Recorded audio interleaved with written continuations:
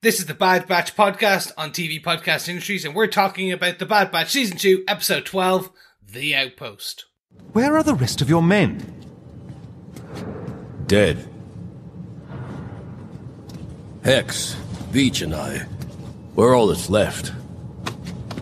Your failings will be dealt with later. For now, I am in charge here until the cargo is transported.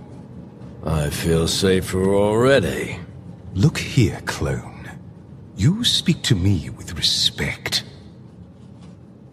In my experience, respect is something to be earned. Yet the Empire assigned you to this desolate rock, where you let the majority of your squad get killed. Tell me, Lieutenant, how many missions have you commanded? That's what I thought. Boys, why don't you help the new boss get situated?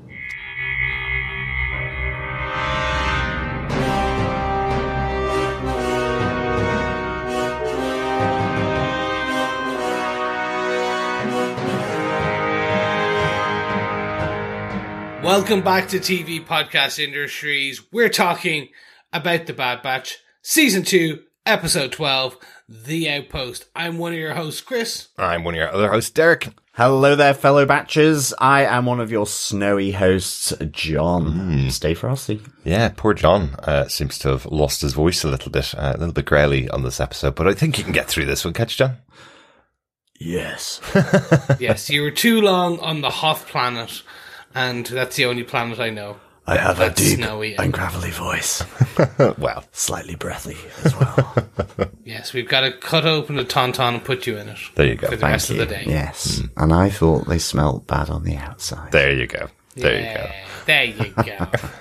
We're just going to make really bad Star Wars jokes for the rest of this episode. Well, that's really what all we do on this show, really. But we're not here to talk about bad jokes. We are here to talk about Season 2, Episode 12, The Outpost. Guys, very quickly before we get into it, thoughts, one-liners, what do you think? Loved it. Interesting that you asked last week whether we could have episodes without the Bad Batch, and then we have an episode without the Bad Batch here at all, Chris. So I like that.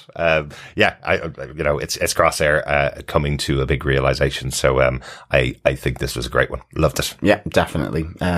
Same thoughts as yourself. Mm-hmm.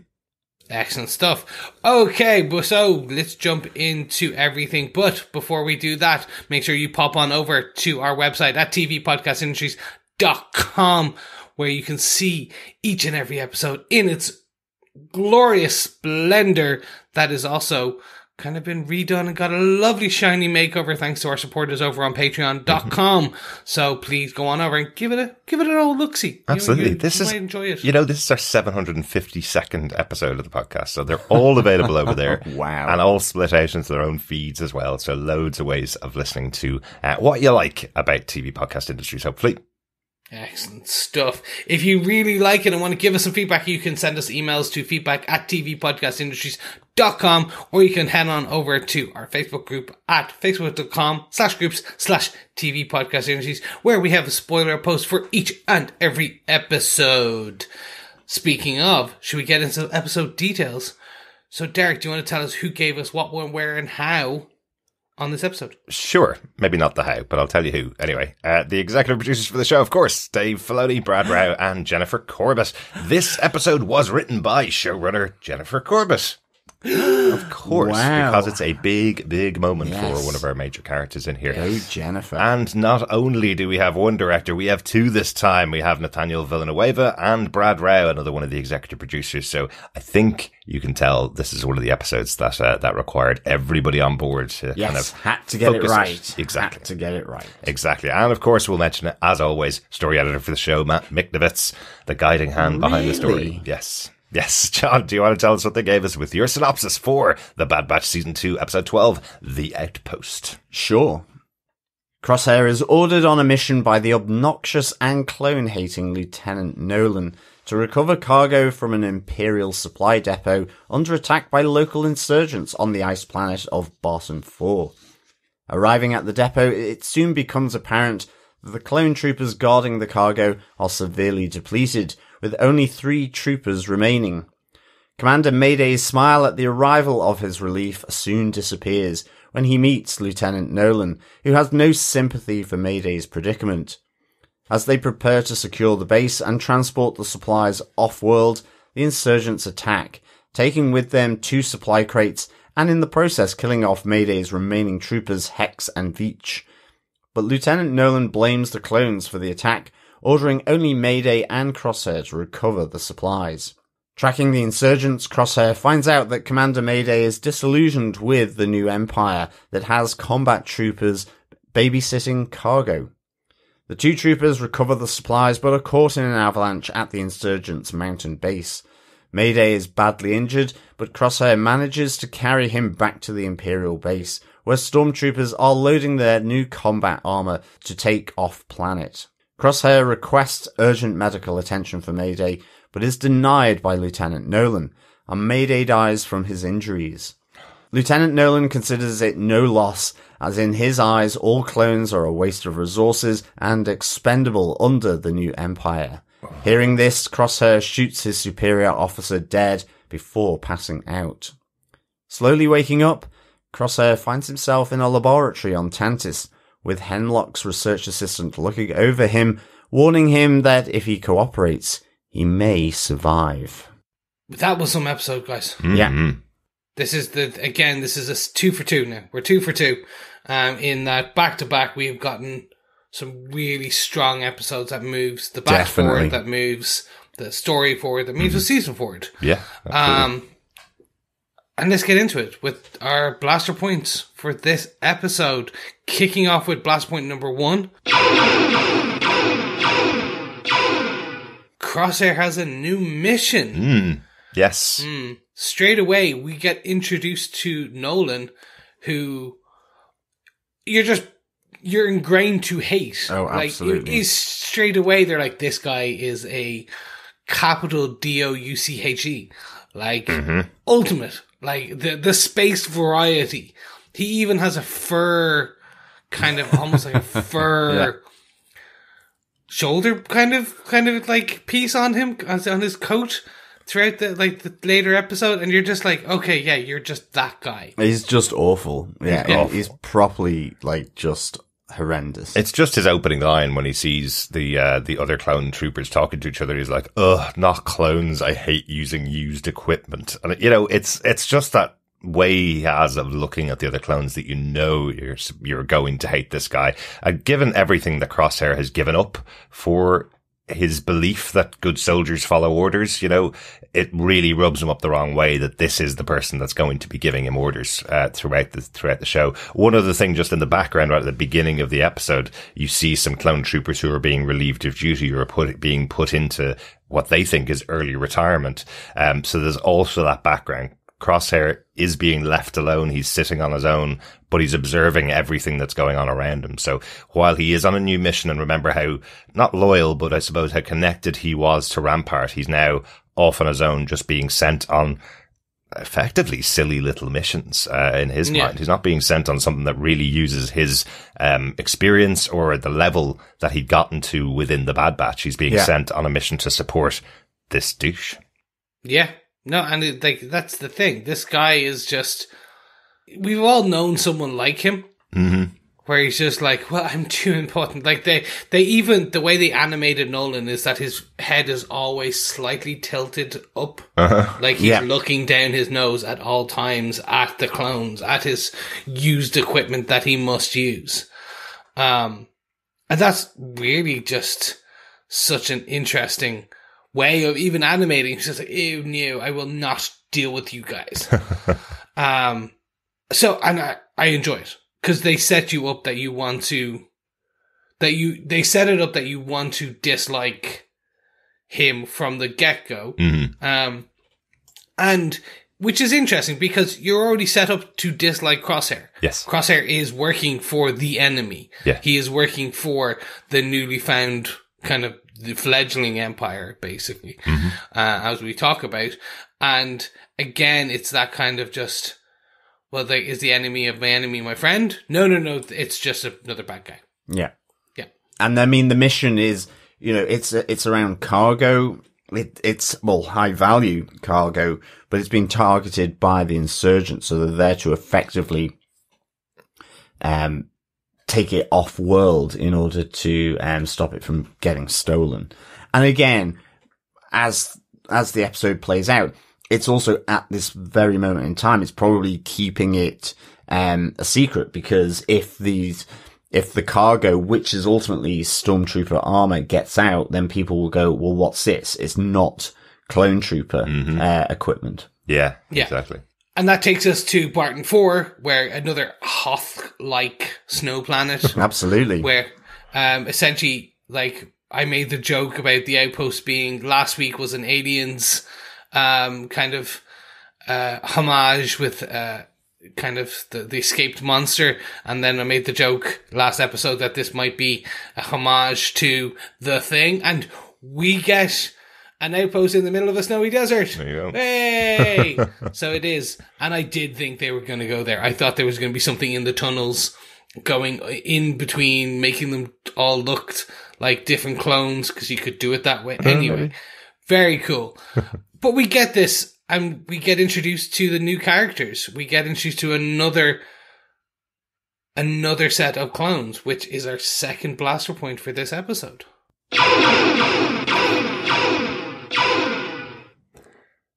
Yes, Commander Mayday and his clones. Firstly, really love the setup here as they arrive, that it's Commander Mayday and his team, and Lieutenant Nolan has arrived. As I understand it, a military class 2 levels below a commander. Lieutenant is 2 levels below. So, I presume it's the same within the Imperial army, but he doesn't care at all. This guy is a clone and isn't fit to take off his shoes, basically. So, and that's how he treats Mayday when he arrives. But you hear that Mayday and his team have been on this outpost for months and months on end, with continually losing members of their team, reaching out to the Imperials, trying to get support, trying to get new equipment, trying to update what they have there to keep these really important, apparently, crates safe. And they're getting no support. They're now down to 3 people on this planet, and their equipment is starting to fail. Yeah, effectively, like, they've been left to rot here. Again, with everything going on, it's just clones probably in the new command structure of the newly forming Empire and Imperial military structures.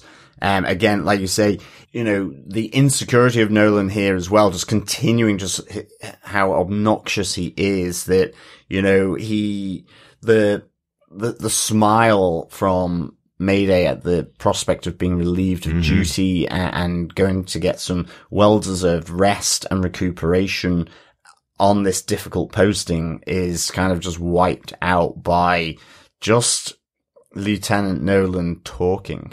You know, but he gets the measure of him that, you know, Nolan hasn't had any combat experience before. He's not battle hardened in any way. Yeah.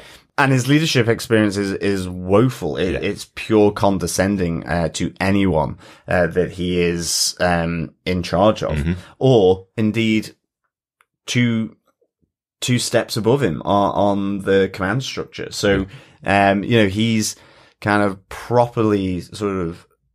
I mean, it kind of reminds me of the Andor's moment that they're so confident that they're kind of sloppy, because they just believe that the resources of the Empire, the pure weight and military might of it is the only thing that matters. Yeah. You know, and so I this was really good. I think, you know, the whole setup of then Mayday and Crosshair going off, to track down the crates that have been stolen by these insurgents after an attack, which again, Nolan blames purely on Mayday not having the right defense in place. But, you know, you see the equipment rotting, or failing. And, I like that this propels the two of them off on, this mini mission within the mission. But where you then, Crosshair is exposed more and more to Commander Mayday's feelings, you know, just this idea. You have Crosshair sort of repeating that mantra of a mission is a mission, that's it. And you have Mayday. Well, that's what I used to say. But now we're effectively, babysitting cargo. We're combat troops. We're battle ready. That's what we were designed for. We're just purely, protecting a warehouse effectively. Yeah, but what's even worse is that they're losing troopers. Yeah. On a constant basis here. They're here to protect cargo and they're also being picked off one by one. Yeah, no, 100%. I did think when they were, Crosshair and Mayday were going down into the ice mines, the tunnels, I thought we were going to get a Wampa. We were going to get one of the snow yetis from Empire. Right. Like that was going to be that there was a group of a small family of kind of Wampa living in the ice mines. And they were just picking them off because they were on their territory. Because again, it sounds like essentially the Empire put a bunch of troopers in the middle of nowhere and just tried to take over a planet again. Yeah. We've seen them even in the last episode steal people from a planet because they saw something they shouldn't have. And we've seen them that they were kind of strip mining places left, right, and center. We're seeing the birth of the Dark Empire. So I was like, oh, okay, here's similar to what they did on Kashyyyk. Yeah. Yeah. Essentially what we seen earlier, which was they were strip mining Kashyyyk. I was expecting something a bit more similar to that, and we were going to get a load of a Wampa Jedi, for example. Okay. Left over. I was going to say left over from the Luke's encounter, but probably not. It was the baby that before. Luke met later. But this isn't Hoth, so we don't see a Wampa here. I guess Wampas can be force sensitive. Every species can be force sensitive, right? Exactly. There's a frog. I guess they could be. I guess so. It'd just probably be quite difficult to train them. Maybe they don't want to use lightsabers, just their big paws and claws. But they have claw sabers. Maybe. They basically put kyber crystals into their hand and they go string. They basically become Wolverine. Yeah. But what I do like about this episode is that they don't do something like that. They don't do another Monster of the Week episode. This is much more sinister. This is the idea that effectively these troopers have been left to do nothing other than guard gear, and the gear they're guarding, which the troopers just follow orders. Don't look in the boxes. Don't look in the crates that you're guarding. That's above your pay grade, effectively. You're here to guard them.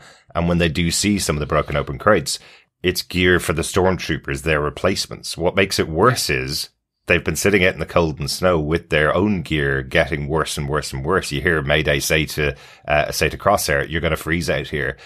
And if they had the access to this gear, it probably would have been better and kept them safer than their own gear was, as it's getting worse and rotting. That realization that it's their replacements equipment has Mayday say, after all we've sacrificed, we're good soldiers, we've followed orders, but for what ultimately? Yeah. It's just this layering of the realization for Crosshair, whether it is coming from a fellow clone trooper in Mayday, with what's happened before, this cumulative effect, or just simply that anti-clone sentiment coming from Lieutenant Nolan. That's the other side of it. It's not just he's realizing that his brethren are despondent and disillusioned. It's the fact that the people replacing them in this new empire have no respect or consideration for what they have done, what they have sacrificed, how they've brought it to this point, in effect. So I like that. I like that other side of it, that potentially is the thing that tips Crosshair over, given what happens right at the end. Totally agree with you. And, even when you connect it right back to the start with the guys being made prematurely retired and being told, go contact HR, basically, if you have any questions about your future, there is no respect for what the clone troopers have done in the past and what they've delivered for the Empire. And as we know, HR truly is an evil empire. Well, they can be sometimes. Weirdly, it actually reminds me of the first time I was made redundant, because I was working for a multinational organization that moved our call center out of Ireland, and I trained up the replacements. And it's a weird thing to do, to give people jobs in a new country. And what you're effectively doing is passing over all of your friends and all of your workmates' work to a new group of people who are already excited to work there.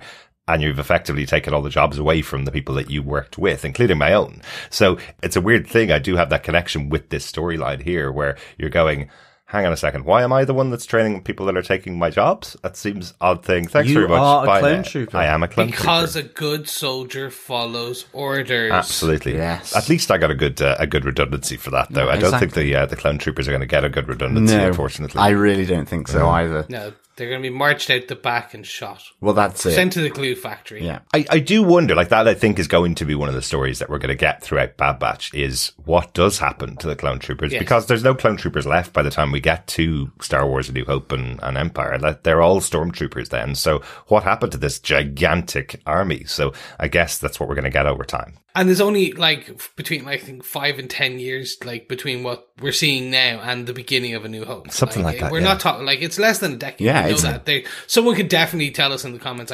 We've talked about it before. We've had this stat in it before. It's a radical overhaul that's happening, and I guess then Crosshair's increasingly getting caught up in that. And I mean, I actually loved how this ultimately played out. You know, he is helping his fellow clone trooper in Mayday back from the avalanche. I mean, I love the shootout with the insurgents. I just like that partnership between the two of them. And then absolutely, and even when the music cue kicks in as they're doing the battle, it feels like a real exciting action sequence as you see these two really highly trained troopers taking on the insurgents. That's it. I kind of like, and I'm sure there was a choice that was made in the design room, but I kind of like that you don't get to know any of the insurgents, because traditionally the insurgents are the people in Star Wars that you're on the side of, right? They're the rebels. So you don't get to see any of their faces. They're all wearing masks and all taken out quite quickly by Crosshair and Mayday here. But that is a choice, because you're trying to make the antagonists of the show, the clone troopers, into the protagonists for the episode, right? Exactly. Yeah. Interestingly, I thought these were kind of the snow equivalent of Tusken Raiders, just in the way that they were, because of their masks that they had. And I thought, I wonder if that is actually the case. I mean, you know, I don't know, but I really got this sense of them being, the Snow World's equivalent of Tusken Raiders. Maybe season 2 of Book of Boba Fett will have Boba Fett living with these guys instead on a snow planet. That'd be great. Yeah, there you go. Yeah. Like it. And then he goes to Water World. Yeah. And then he goes to Fire World. It's like Avatar in Star Wars, basically. Exactly. Yeah. I personally, I really enjoyed this ending. Yes, the action sequence was beautiful. Seeing them trying, Crosshair deciding he's going to kind of forgo getting as much of the kind of material as possible, bringing the collection back and helping Mayday, get back. Using even towards the thing, Mayday's using his sniper rifle, or using Crosshair's sniper rifle, excuse me, as a crutch. Yeah. As they limp back to the outpost, and seeing Mayday die. It's crazy. I was not expecting. I was expecting them to get there, trouble, and then go to a med bay and see something there. Having Mayday die there and then. Yeah. Literally is the straw that breaks the camel's back. Well, it's because of Nolan refusing the urgent medical treatment, you know, that you have Crosshair pleading. And it was a really great scene, you know, he's pleading and he's like, no, leave him. But then you hear Nolan talking about how, you know, it would be a waste of the resources of the Empire, and that ultimately clone troopers are expendable, and by extension, Crosshair takes that on board. And I have to say, I was there going, just kill this, this lieutenant. I mean, to me, it was so obnoxious all the way through, so horrific. I absolutely understood as you say, the breaking of Crosshair's camel's back, in a sense, and him just shooting Lieutenant Nolan. Yeah. But he tends to be the type of character that makes it quite far in the Empire, so I'm glad he never made it past Lieutenant or his first mission by messing with the wrong clone, right? Yeah. Yeah. By the end of this episode, you understand why they have consistently built Nolan this way. They have made you so... they built so much disdain for this character. You feel what Crosshair is doing is the right thing. Yeah. But it actually, again, I thought I didn't expect Crosshair to do it. I was expecting a final resigned soldiers follows orders. Like, I was expecting that. And so to see essentially Nolan shot in the head or shot with the blaster and then Crosshair collapsing is such a unique ending for this kind of piece, because this is Crosshair no longer siding. He is, and again, it's weird. We talked about, we've talked about a potential redemptive arc or how you bring a Crosshair back to a Bad Batch. I don't think they'll bring him back, but this is potentially how you get a Crosshair who is no longer siding with the Empire. Yeah. Well, exactly. And that's kind of it. You know, remember, he doesn't have his chip. He's made these decisions on his own. He believes in the cause. He believes that what he was doing during the war was right, and it was right. They were on the right side during the war as well. You know, they didn't realize the higher ups were, well, the Emperor who wanted to set up his galactic empire. So nothing wrong with Crosshair's choices. He hasn't been exposed to how clones are really being treated now that the war is over. So him now being exposed to it has made the decision for him. So a really, really great ending. Loved it. Excellent stuff. Well, should we move on to blaster point number 3 of where they end up? Yes, we should. Yeah, the final moment of the episode is a short moment. Yeah, but a really important one. And the stars are aligning, I believe. Yes. We end off on Tantus, I think. Yeah, back on Tantus. From last week's episode. With the assistant that we saw to Dr. Hemlock sort of standing over a groggy Crosshair who is coming out of his sleep after collapsing on Barton 4. And again, what's happening here? I mean, is it that he's going to be experimented on as she's injecting him again, with that warning of, if you cooperate, you may survive? Yeah. Is it the process of the cloning in order to get, his unique abilities? Is it questioning? I mean, part of me was, we know that Hemlock asked his troopers to track down who was on that ship. So has he been brought to Tantus in order to be questioned and interrogated? And that's the survival if he just gives up his former clone unit 99 to him. And again, I like the fact that was referenced earlier in conversations between Crosshair and Mayday, where you have that, Crosshair just giving that dubious answer of they're gone. Yeah. Killed in action, but no, doesn't need to explain to Mayday. So This was just a nice little tantalizing end, I think. Yeah, the only other purpose I can think, so it's either they want to use him for cloning, they want him to use him to track down the Bad Batch, or I wonder if they want him specifically to track down Omega. Oh, maybe. Just to tie it right back into the finale moment of last week's episode. And then he would still be, in a sense, anti-Bad Batch, because they would be there to rally and protect her. Exactly. Yep. I think it's going to be interesting to see what they do, because this is, again, like John said, it's a lining of the fate. It's going to force, basically, the final 2 episodes of this season will be that showdown. Maybe not. Maybe his next episode is the showdown. I don't think that. I think they'll keep this essentially what we got at the end of season 1, Crosshair kind of versus the Batch will kind of come back again. And it will be, how does it play out the same way again? Is Crosshair's new masters now is essentially Hemlock and the rest of the new cloning facility guys, or is he going to push back and again no longer follow orders? Maybe. Yeah, but there we have it. Absolutely, but it is a great way to end the episode, isn't it? With this, this complete unknown, what actually is going to happen with Crosshair? Is he going to turn on the new people who are experimenting on him? Possibly. Or is he going to side with them and chase down the Bad Batch or Omega? Yeah, it'll be interesting. Yeah.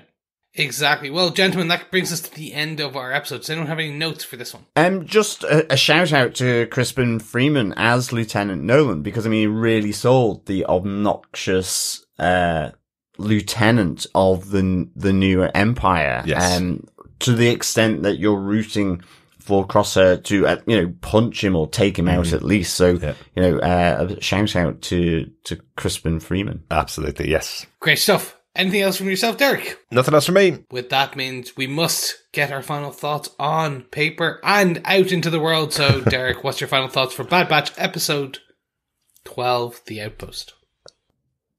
Oh, another great episode. Love this one. I know the show itself is 16 episodes long. They've got loads of stories to tell, but I love when they really focus on Crosshair. They've done that really well over the last 2 seasons when they've given him episodes. They've always been really interesting for me. And if following an episode like the one we had last week with the Bad Batch, who are also disillusioned with their position and where they are with Sid, and their future is kind of unknown, but it seems like they're moving. So I think these 2 episodes back to back have been fantastic. Really, really enjoy them. Top marks for me. So looking forward to where it's going to go for the rest of the season. Great stuff. John, what are your thoughts of this episode? Yeah, I really enjoyed this, and it's a really crucial moment. I'd give this 4.5 absolute ice vultures out of 5. Oh yeah, the ice vultures. Yes. I really enjoyed it. I think, it's that sort of eureka moment for Crosshair, the realization, through both Mayday and the awfulness that is Lieutenant Nolan, that, things are not necessarily on the side of the clone troopers, and that means him ultimately. Absolutely. And so, yeah, I just really liked how they built that camaraderie between Crosshair and Mayday in such a short space of time. Whether it was through the pressure mine that Mayday saves Crosshair from, it was just a nicely formed episode with really meaningful and decisive sort of characters here with Nolan and Mayday that pull Crosshair to this realization. Yeah. And again, like I say, the tantalizing connection with the fact that he's on Tantis at the end, and effectively in the hands of Dr. Hemlock, given what we saw in episode 11. So yeah, absolutely really enjoyed this episode. I'll give it 4.5 absolute ice vultures out of 5. Excellent. I completely forgot about the pressure mine. I love when Mayday says to Crosshair, "I've done everything I can do here, but I'm not an idiot," and goes and hides behind the rocks in case Crosshair explodes. I love it. Great little bit of comedy there. Yeah, I can't add much more for my thoughts here. Between what you guys have said, this again has shown me, this episode and the last episode have really shown me like they're swinging back up, and I think they're really on a road now to kind of end on a serious high this season. Again, just giving us what we always want, which is kind of more deep lore connections into the history of this universe, like finding out like about the stormtrooper uniforms and how that they're being pulled together, finding more about the cloning facilities and things like that. Just all of this being good and ending on a very interesting bit where I'm like, well, what are they going to do with Crosshair now in this cloning facility? Like, where and what is his purpose? And will a good soldier follow orders? Only time will tell. But that's the end of my thoughts. Ladies, gentlemen, boys and girls, fellow Batchers, let's see if we have any feedback. So we have some feedback on last week's episode of The Bad Batch, Season 2, Episode 11, Metamorphosis. First up, Dr. Bob Phillips says, brilliant episode. The Kong meets Pating meets Hirsch-born alien in a dark room and no one quite knows whose baby it is. Monster was a formidable foe. The forced depopulation of the village, plans for kidnapping, and is that a clone commando about to go rogue who the camera plays so long upon in a couple of shots? It's good to go past the weekly jaunts and back into the horror of the Empire, but dressed for kids. Excellent stuff, Dr. Bob. Glad you enjoyed this episode. It is a really good episode. I did have to look up who Pating was in Dr. Bob's reference of Kong meets Pating. Do you remember in Doctor Who, Pating was the little hungry creature that ate energy and grew? Yeah, just like the Zilla Beast in last week's episode, John. Yeah, definitely. Yeah. Good catches, Dr. Bob, and sometimes putting me on the back foot. Yeah, absolutely. Good knowledge of the old Who. Absolutely. For sure. And yeah, I completely agree. It was a great episode. Mm-hmm. I don't know if I quite remember or didn't spot the clone commando about to, go rogue, sort of that camera play on him. So I'm going to check that out again. So yeah, good spot there, because I think that's the interesting thing. I think there are all these little background touches that occur throughout the episodes. Yeah, and I think we have a lot of clones teetering on the edge at the moment as they're learning what really is going on with the new Empire. Sure. Yeah, definitely. Good stuff. Thanks, Dr. Bob. Joe Herbers also says of episode 11, a lot of alien vibes early on. Interesting episode, tense and had developments for the larger story. Surprised that the village reported a downed ship, but apparently didn't check for survivors. That's true, actually. Or, maybe they just kind of didn't want to get involved. I mean, it's difficult to know, isn't it? It's kind of like, why didn't they go looking for survivors? Maybe they did. Maybe they were taken by the Zillo Beast. But yeah, no, I'm kind of like heartless souls, so probably quite a good thing that the Empire whisked them off, given that they weren't socially minded. I was kind of thinking maybe it's because it's an Imperial ship. It's like seeing, a crashed submarine somewhere near you. That probably wouldn't happen. It's like seeing a crashed military vessel nearby. You report it to the military come out and clean it up. Maybe. Do you individually as a town go and check out that military vessel? Yeah. Maybe you do, but I wonder if there's a little bit of fear, rightly so, since they got taken away at the end of the episode, but I wonder if there's a little bit of fear on the Imperial vessel. Or like anything with the military, certainly research military, then it's bound to have something awful that will then decimate the town. So maybe they just thought, we'll pretend it didn't happen, but we'll let them know. We'll report it and then turn a blind eye until the thing comes to attack our village. Kind of like Super 8. Yeah, like Super 8. Yeah, exactly. Good stuff. Thanks, Joe. Yeah, thanks so much, Joe. And if you want to get in contact with us for any thoughts that you have on the rest of the season of The Bad Batch, make sure you email us to feedback@tvpodcastindustries.com or pop over to our Facebook group at facebook.com/groups/tvpodcastindustries. Good stuff. Thanks so much for joining us for our coverage of The Bad Batch Season 2, Episode 12, The Outpost. We'll be back next week with our chat about Season 2, Episode 13, Pabu. Excuse me, Pabu to you too. Yeah. I guess that's in a different language because I have no idea what that could connect to in Star Wars. Not a clue. Yeah. But I guess we'll find out next week. We will. It's going to be something horribly cute and we're all going to want one. It's like Grogu. Anything with a U at the end, you're like, no, because it's a new toy and now I must have one and protect it with my life. Maybe that is Amiga to Nolasay. Amiga is Nolasay's Pabu. Little Pabu. Oh, now it's going to be something really evil because you made it that cute, John. Anyway, we'll find out next week. Thanks so much for joining us. Talk to you next time. Yes, thank you so much. I'll speak to you soon. Yes, thank you so much, fellow Batchers, for joining us and chatting with us all about episode 12 of Bad Batch. Looking forward to seeing you next week. In the meantime, though, keep watching, keep listening, and keep being bad. Bye. Bye. Bye. Bye.